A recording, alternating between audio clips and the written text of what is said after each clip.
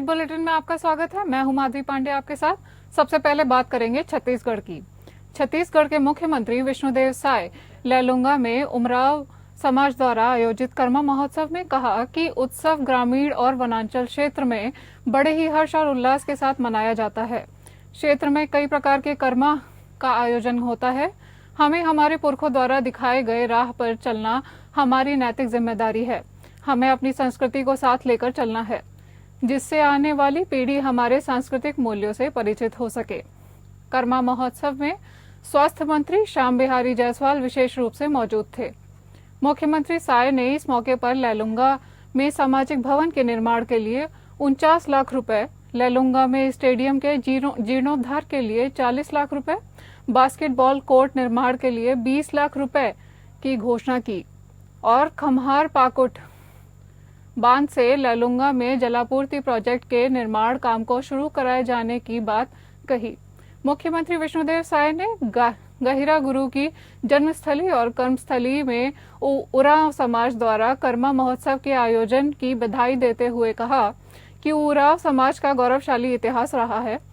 मुख्यमंत्री ने कहा कि हमारी सरकार प्रधानमंत्री नरेंद्र मोदी की गारंटी को तेजी से पूरा कर रही है।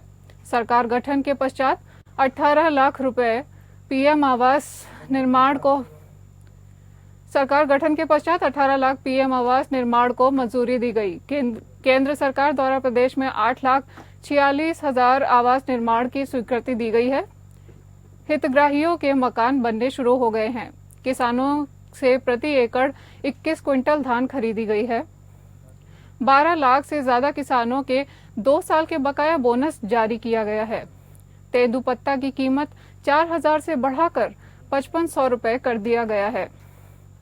महतारी वंदन योजना का लाभ 70 लाख से अधिक महिलाओं को मिल रहा है। पीएससी घोटाले की जांच सीबीआई कर रही है। मुख्यमंत्री ने कहा कि प्रधानमंत्री नरेंद्र मोदी के मंशा के अनुरूप हमारी सरकार जनजाति समाज के उत्थान के लिए कार्य कर रही है। पीएम जनमन योजना से विशेष पिछड़ी जाति की दूर दराज की बसाहटों तक सड़क, बिजली, पानी की पहुंच सुनिश्चित की जा रही है। उन्हें शासन की योजनाओं से जोड़ा जा रहा है। बीते 2 अक्टूबर को प्रधानमंत्री श्री नरेंद्र मोदी ने धरती आंबा जनजातीय ग्राम उत्कर्ष अभियान शुरू किया है, जिसमें 80,000 करोड़ की राशि से देश के आदिवासी समुदाय के उत्थान का काम होगा। छत्तीसगढ़ के गांव भी इससे जुड़े रहेंगे।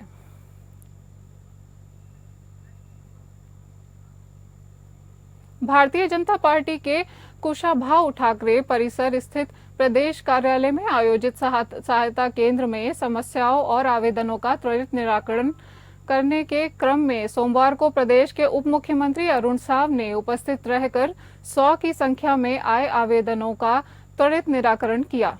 इस दौरान सहायता केंद्र में सड़क, स्वास्थ्य, पेयजल, शिक्षा, आवास आदि से संबंधित एवं विकास कार्यों के आवेदन प्राप्त हुए। उप मुख्यमंत्री साव ने इनमें से अधिकांश आवेदनों का निराकरण संबंधित अधिकारियों से दूरभाष पर चर्चा करके तत्काल किया और अन्य विभागों के आवेदनों के यथाशीघ्र निराकरण के निर्देश अधिकारियों को दिए। इस दौरान उप मुख्यमंत्री साव ने कहा कि इस प्रकार का आयोजन कार्यकर्ताओं से मिलकर उनकी समस्याओं के त्वरित निराकरण की एक अच्छी पहल है। साथ ही कार्यकर्ता पूरे प्रदेश के अपने क्षेत्र की महत्वपूर्ण विषयों के साथ आते हैं, जिससे पूरे प्रदेश की स्थितियों का भी आकलन होता है।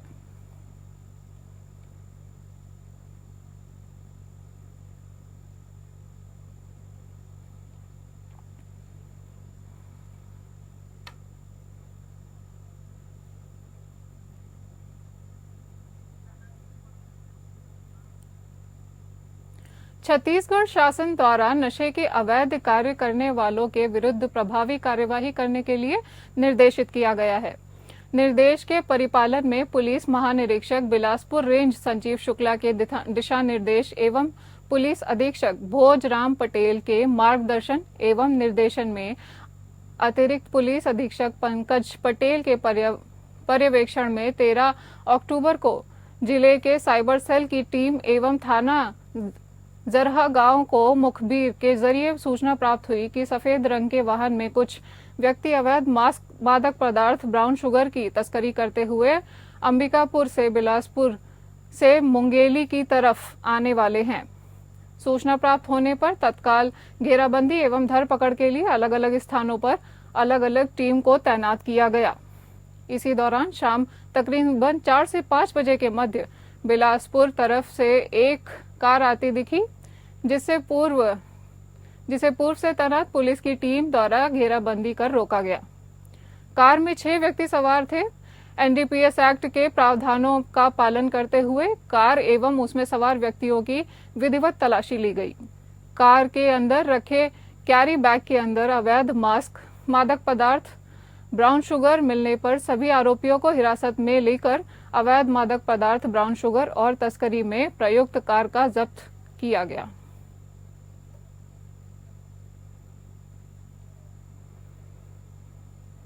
मेहर के वार्ड नंबर 12 की पार्षद अर्चना चौरसिया के पति अरुण चौरसिया, जो वर्तमान में भाजपा में शामिल है, इसी पार्षद पति के द्वारा पुलिस के साथ की गई मारपीट का वीडियो सामने आया है। पुलिस जांच में जुटी है। घटना के समय कई पुलिस वाले मौजूद थे, लेकिन कोई कार्यवाही कल से लेकर अभी तक नहीं हुई है।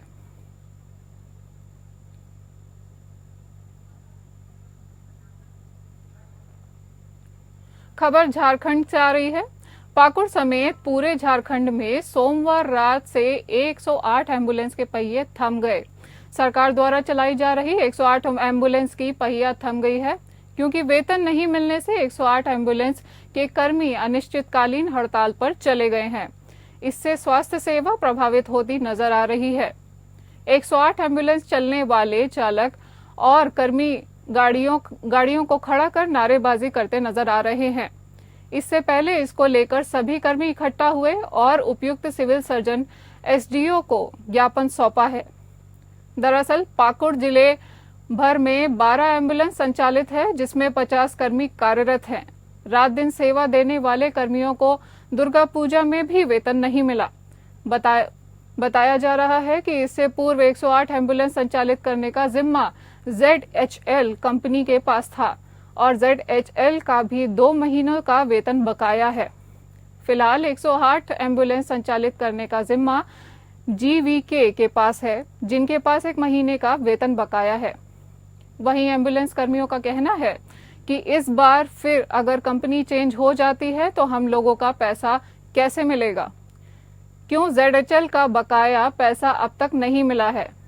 ऐसे में एम्बुलेंस कर्मियों का कहना है कि हमें सीधा NRHM से रखा जाए।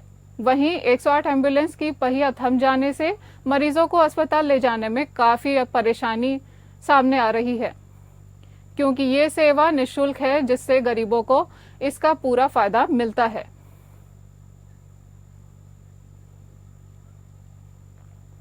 देवघर के मधुपुर अनुमंडल शहरी क्षेत्रों में मूर्ति विसर्जन को लेकर खास समाज के असामाजिक तत्वों ने प्रदीप मोदी नाम के व्यवसायी के साथ गाली गलौज और अभद्र व्यवहार किया। इसके अलावा उसके घर को जलाने की भी कोशिश और जान से मारने की धमकी भी दी गई, जिसके बाद शहर में तनाव है।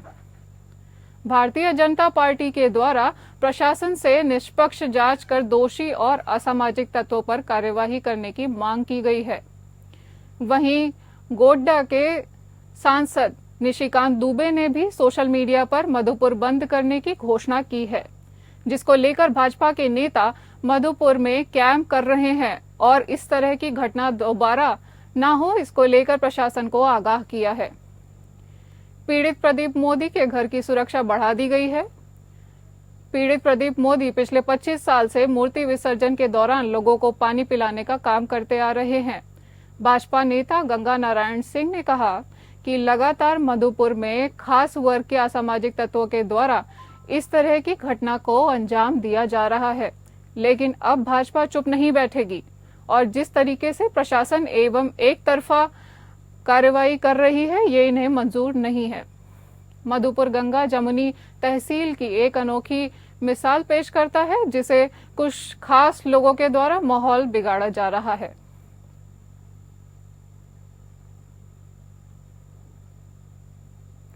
चतरा में मॉब लिंचिंग से जुड़ा एक मामला सामने आया है। एक 22 वर्षीय युवक को भीड़ ने चोरी के आरोप में बेरहमी से पीट पीट कर मौत के घाट उतार दिया। घटना सदर थाना क्षेत्र के मलिया गांव की है, जहां शहर के किशनपुर मोहल्ला निवासी ब्रह्मदेव साहू के 22 वर्षीय पुत्र सत्यम कुमार को भीड़ के द्वारा पीटकर हत्या कर दी गई है।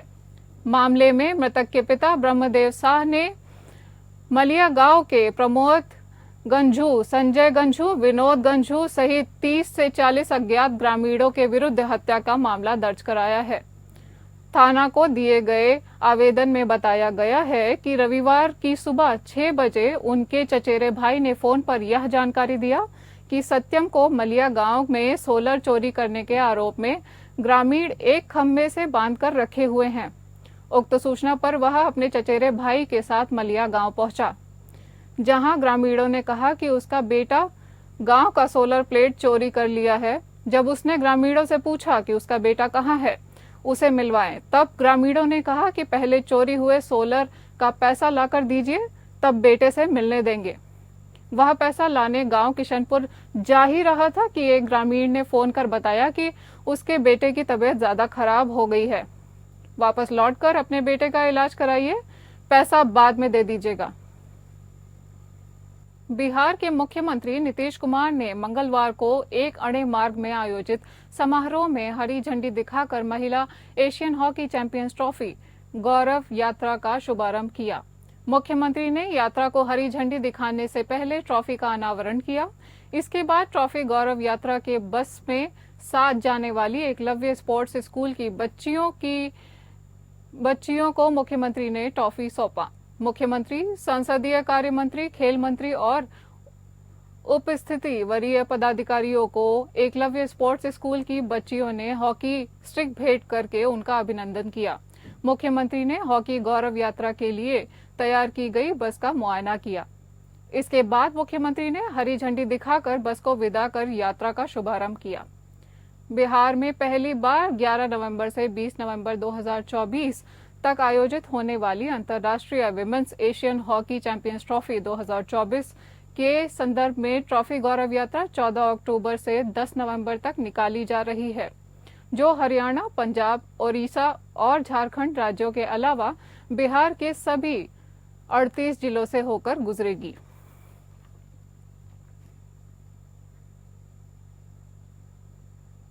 अड़तालीस वाहिनी सशस्त्र सीमा बल जयनगर द्वारा वाहिनी के कमांडेंट गोविंद सिंह भंडारी के मार्गदर्शन में नागरिक कल्याणकारी कार्यक्रम के अंतर्गत सीमावर्ती क्षेत्र के युवाओं को खेल कूद के प्रति रुचि बढ़ाने तथा जागरूक करने के लिए 48 वाहिनी सशस्त्र सीमा बल की सीमांत चौकी मधवापुर में शहीद सिकुंदर यादव वॉलीबॉल टूर्नामेंट का शुभारंभ किया गया। कमांडेंट गोविंद सिंह भंडारी द्वारा दीप प्रज्वलित कर माधवापुर ग्रामीण टीम और एसएसबी की टीम के बीच प्रदर्शन मैच करवाकर टूर्नामेंट का शुभारंभ हुआ। इस प्रतियोगिता का आयोजन वाहिनी के शहीद मुख्य आर्शी सिकंदर यादव की याद में कराया जा रहा है।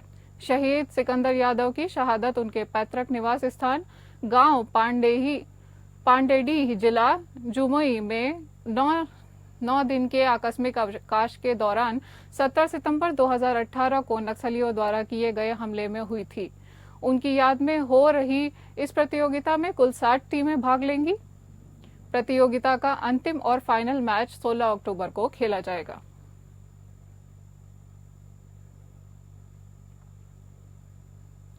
केंद्रीय कपड़ा मंत्री गिरिराज सिंह हिंदू स्वाभिमान यात्रा को लेकर 22 अक्टूबर को मुस्लिम बहल किशनगंज जिला पहुंचने वाले हैं, जिसे लेकर राजनीति गर्म हो चुकी है। AIMIM प्रदेश अध्यक्ष अख्तरुल ईमान ने गिरिराज सिंह पर जोरदार निशाना साधते हुए कहा कि वो केंद्रीय कपड़ा मंत्री हैं और आज तक सीमांचल के लिए उन्होंने क्या किया है, उन्हें बताना चाहिए।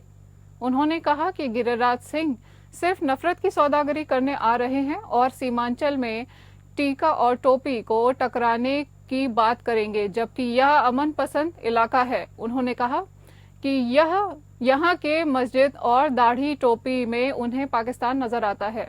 उन्होंने कहा कि किशनगंज के हिंदू और मुसलमानों ने कभी यहां के सौहार्द का सौदा नहीं होने दिया और उनकी यात्रा पूरी तरह असफल साबित होगी।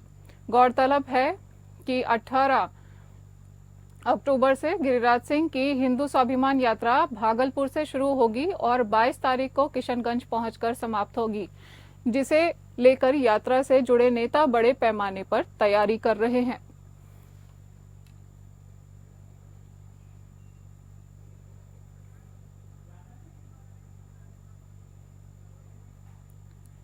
और अब रुक करते हैं राजस्थान का।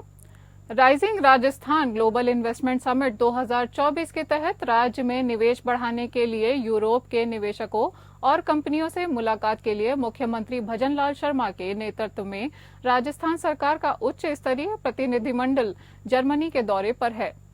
अपने दौरे की शुरुआत में प्रतिनिधिमंडल ने बवेरिया राज्य चांसलरी के प्रमुख और संघीय मामलों के राज्य मंत्री डॉक्टर फ्लोरियन हरमन के साथ म्यूनिख में मुलाकात की और इस बैठक के दौरान मुख्यमंत्री भजनलाल शर्मा ने जर्मनी को rising Rajasthan global investment summit 2024 का पार्टनर कंट्री बनने के लिए आमंत्रित किया है।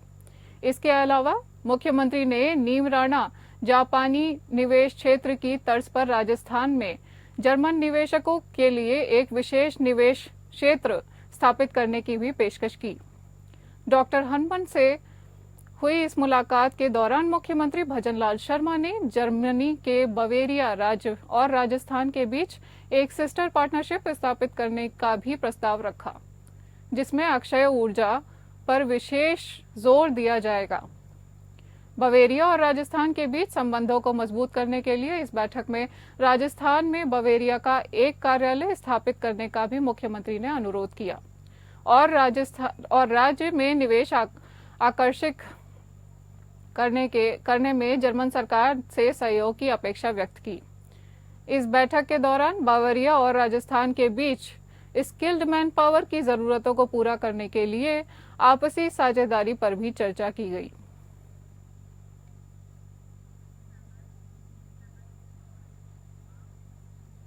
राजस्थान के राज्यपाल हरिभाऊ बागड़े ने कहा कि वही समाज तेजी से विकास की ओर आगे बढ़ता है जिसमें नारी सशक्तिकरण के लिए कार्य होता है। उन्होंने कहा कि बच्चों को संस्कार और हिम्मत नारी शक्ति के रूप में मां ही देती है। उन्होंने मातृशक्ति को बच्चों की बौद्धिक क्षमता में वृद्धि करने वाली बताते हुए कहा कि महिलाओं को मन से मजबूत होना चाहिए। बागड़ में एक निजी होटल में महिला सुरक्षा मंच द्वारा आयोजित नारी शक्ति 2024 पुरस्कार समारोह में संबोधित कर रहे थे। उन्होंने पर्यावरण संरक्षण, उद्यमिता, शिक्षा, चिकित्सा, अर्थव्यवस्था आदि विभिन्न क्षेत्रों में विशिष्ट कार्य करने वाली महिलाओं को नारी शक्ति 2024 पुरस्कार प्रदान करते हुए उनके कार्य से प्रेरणा लेने का आह्वान किया। राज्यपाल ने कहा कि महिलाओं को हमारे यहाँ देवी का रूप दिया गया है। वे शक्त स्वरूपा हैं, इसलिए उन्हें हर स्थिति में निडर होना चाहिए।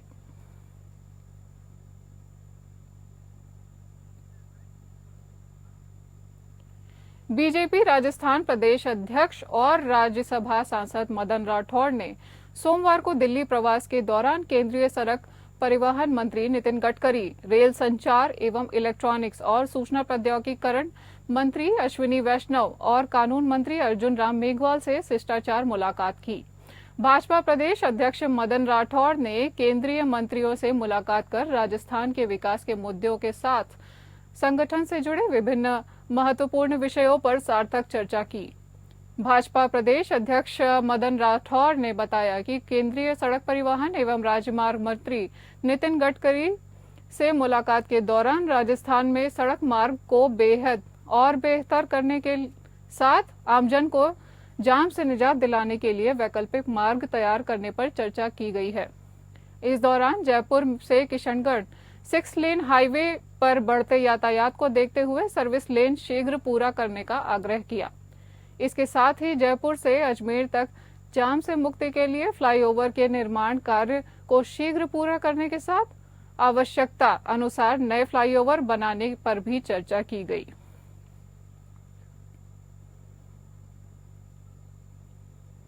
राजस्थान के चिकित्सा एवं स्वास्थ्य मंत्री गजेंद्र सिंह खीवसर ने कहा कि विगत दिनों में मौसमी बीमारियों के प्रसार को देखते हुए चिकित्सा विभाग के सभी अधिकारी एवं कार्मिक पूरी मुस्तैदी के साथ अपने दायित्वों का निर्वहन करें। उन्होंने कहा कि विभाग के सभी कार्मिक जीवन रक्षा के उद्देश्य को सर्वोच्च प्राथमिकता देते हुए अपनी जिम्मेदारी निभाएं। मौसमी बीमारियों की रोकथाम में किसी स्तर की लापरवाही नहीं हो। मंत्री खीवसर सोमवार को स्वास्थ्य भवन में आयोजित बैठक में प्रदेश में मौसमी बीमारियों की स्थिति की समीक्षा कर रहे थे। उन्होंने कहा कि चिकित्सक एवं अन्य स्वास्थ्य कर्मी पूरी सजगता एवं सतर्कता के साथ कार्य करें।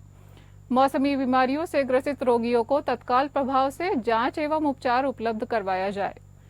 किसी चिकित्सा संस्थान में मानव संसाधन की कमी है तो तुरंत प्रभाव से स्वास्थ्य कर्मी नियोजित करें या वैकल्पिक व्यवस्था सुनिश्चित करें।